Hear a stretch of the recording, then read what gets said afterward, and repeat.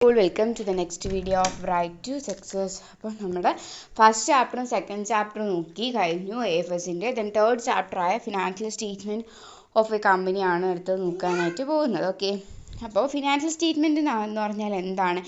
എല്ലാ ഓർഗനൈസേഷൻസിലും പ്രിപ്പയർ ചെയ്യുന്ന ഒരു സാധനമാണ് ഫിനാൻഷ്യൽ സ്റ്റേറ്റ്മെൻറ്റ് എന്ന് പറയുമ്പോഴത്തേക്കും. എന്തിനു വേണ്ടിയിട്ടാണ് പ്രിപ്പയർ ചെയ്യുന്നത്? എത്രയാണ് നമ്മുടെ ഓർഗനൈസേഷനിൽ പ്രോഫിറ്റ് ആണോ ഉണ്ടായത്, ലോസ് ആണോ ഉണ്ടായത് എന്നറിയാൻ വേണ്ടിയിട്ടും, അതുപോലെ തന്നെ ലോസ് ആണെന്നുണ്ടെങ്കിൽ അത് എത്രയാണ്, പ്രോഫിറ്റ് ആണെന്നുണ്ടെങ്കിൽ അത് എത്രയാണ് എന്ന് കാൽക്കുലേറ്റ് ചെയ്യാൻ വേണ്ടിയിട്ടുമാണ് ഫിനാൻഷ്യൽ സ്റ്റേറ്റ്മെൻറ്റ് പ്രിപ്പയർ ചെയ്യുന്നത്. ഓക്കെ ആണല്ലോ.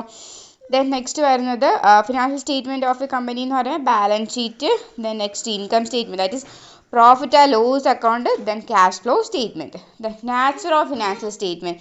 ഫിനാൻഷ്യൽ സ്റ്റേറ്റ്മെൻറ്റ് നാച്ചർ എന്താണ്? ഫിനാൻഷ്യൽ സ്റ്റേറ്റ്മെൻറ്റ് ആ റെക്കോർഡഡ് ഫാക്റ്റ്, നേരത്തെ കൂടി റെക്കോർഡ് ചെയ്ത് വെച്ചിട്ടുള്ള ഒരു ഫാക്റ്റാണ്. മീൻസ് മുന്നേ നടന്ന കാര്യങ്ങൾ റെക്കോർഡ് ചെയ്ത് വെച്ച് അതിൽ നിന്നും ഉണ്ടാക്കുന്നതാണ് എന്തെന്ന് പറഞ്ഞാൽ ഫിനാൻഷ്യൽ സ്റ്റേറ്റ്മെൻറ്റ് എന്ന് പറഞ്ഞാൽ. Then financial statement prepared on the base of accounting കൺവെൻഷൻ്റെ ബേസിലാണ് പ്രിപ്പയർ ചെയ്യുന്നത്. Then financial statement based on certain assumption known as postulates.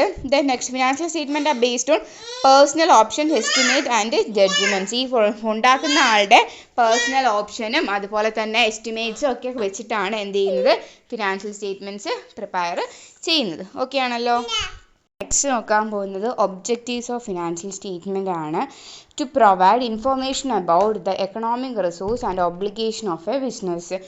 നമ്മുടെ ബിസിനസ്സിൻ്റെ ഇൻഫോർമേഷനും അതുപോലെ തന്നെ ബിസിനസ്സിന് എന്തൊക്കെയാണ് ബാധ്യതകൾ ഉള്ളതും എന്നൊക്കെ നമുക്ക് എന്ത് വഴിയിട്ട് കണ്ടുപിടിക്കാനായിട്ട്, കാൽക്കുലേറ്റ് ചെയ്യാനായിട്ട് സാധിക്കും? ഫിനാൻഷ്യൽ സ്റ്റേറ്റ്മെൻറ്റ് വഴിയിട്ട് കാൽക്കുലേറ്റ് ചെയ്യാനായിട്ട് സാധിക്കും. That provide information about the earning capacity of ബിസിനസ്സിൻ്റെ ഏർണിംഗ് കപ്പാസിറ്റിയെ പറ്റിയിട്ട്, അതുപോലെ തന്നെ ക്യാഷ് ഫ്ലോസിനെ പറ്റിയിട്ട്. ക്യാഷ് ഫ്ലോ എന്ന് പറഞ്ഞാൽ എന്താണ്? നമ്മുടെ ബിസിനസ്സിലെ അകത്തേക്ക് വരുന്ന പൈസയും പുറത്തേക്ക് പോകുന്ന പൈസയും കൂടിയിട്ടൊക്കെ ചേർത്തിട്ടാണ് നമ്മൾ എന്തെന്ന് പറയുന്നത്, ക്യാഷ് ഫ്ലോ എന്ന് പറയുന്നത്.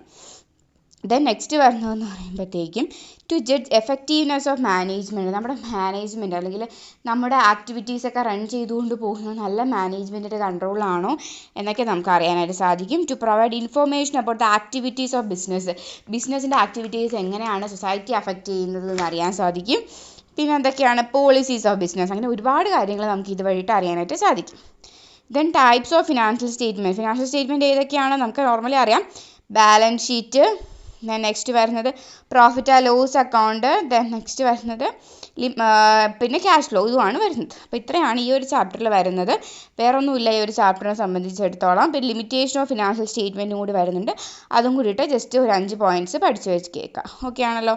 അപ്പം തേർഡ് ചാപ്റ്ററും സെക്കൻഡ് ചാപ്റ്ററും ഫസ്റ്റ് ചാപ്റ്ററും നമ്മൾ നോക്കിക്കഴിഞ്ഞു. ഇനി 4th 5th ചാപ്റ്റർ ഔട്ടിനെ അപ്ലോഡ് ചെയ്യാം കേട്ടോ. Okay, thank you all.